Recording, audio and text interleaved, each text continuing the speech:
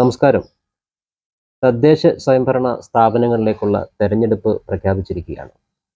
ഓരോ ഡിവിഷനിലും ആരൊക്കെയാണ് മത്സരരംഗത്ത് എന്ന ചിത്രം വ്യക്തമാണ്.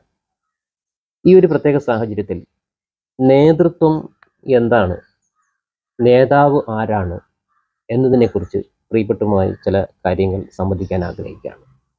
നേതൃത്വം എന്ന് പറയുമ്പോൾ നമ്മുടെ മനസ്സിലേക്ക് ഓടിയെത്തുന്നത് ഒരു പ്രത്യേക പദവിയുടെ പേരാണ്, അല്ലെങ്കിൽ ചില അധികാര സ്ഥാനത്തിന് കൊടുക്കുന്ന പേരാണ്, അല്ലെങ്കിൽ ഒരു കൂട്ടം ആളുകളെ നിയന്ത്രിക്കുന്ന ഒരു പ്രത്യേക ആളാണ് ഇത്തരത്തിൽ നേതൃത്വത്തെ അല്ലെങ്കിൽ നേതാവിനെ വ്യാഖ്യാനിക്കപ്പെടുന്നത്.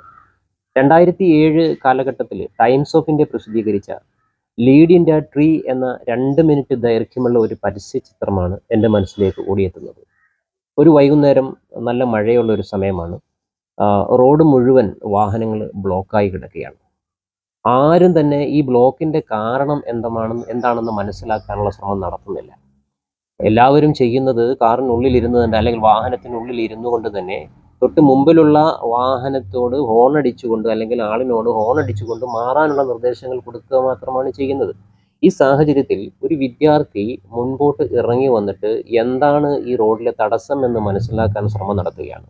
ആ കുട്ടി മനസ്സിലാക്കുന്നു, റോഡിൽ ഒരു വലിയ മരം മറിഞ്ഞ് റോഡ് ബ്ലോക്കായി കിടക്കുകയാണ്.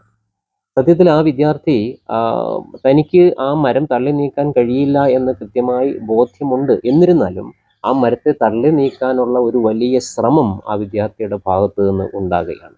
ഈ സാഹചര്യത്തിൽ കുറേ കുട്ടികൾ ആ വിദ്യാർത്ഥിയോടൊപ്പം പങ്കുചേരുകയാണ് ആ ശ്രമത്തിൽ.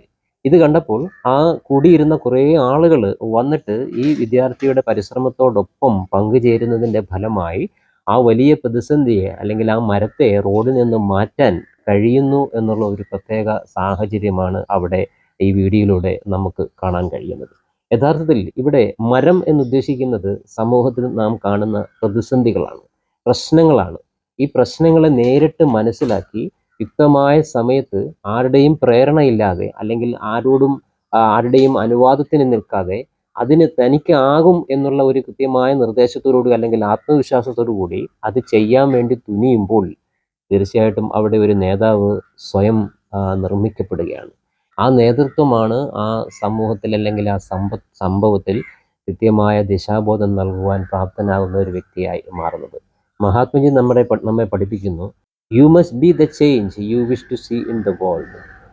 ലോകത്ത് നീ കാണാൻ ആഗ്രഹിക്കുന്ന മാറ്റം, അത് ആദ്യം നീ ആയി തീരുക എന്നുള്ളതാണ്.